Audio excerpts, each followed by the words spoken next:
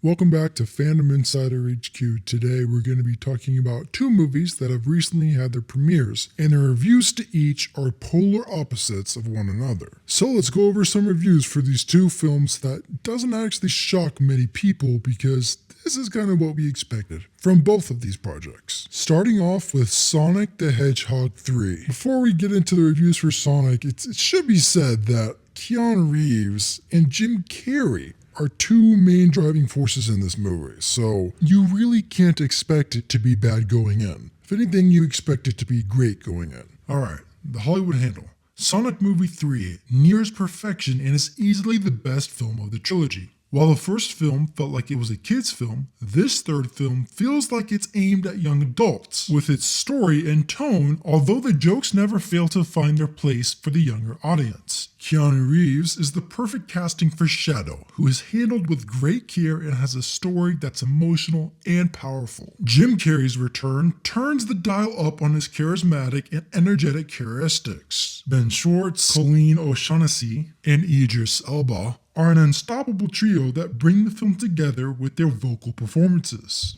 Gene Perk from the Washington Post: Sonic 3 rules. It's the closest Hollywood has made to a Dragon Ball movie.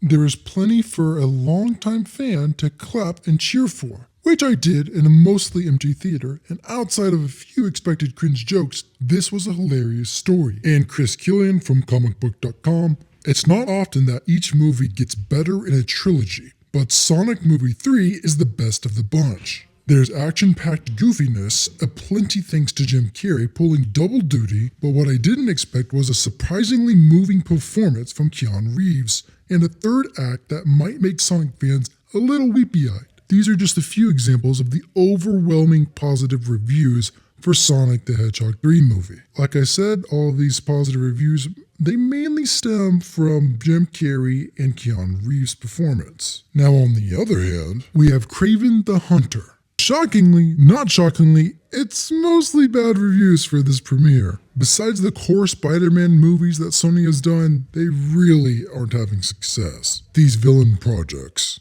I remember for the trailer first came out for this film, if you went to the comments, all you would see, like 99% of the people were just flaming this project. And now that it's actually had its premiere, let's look at some of the reviews on it. I do want to mention that on Rotten Tomatoes, it got a 17% off of 48 reviews. So there's that.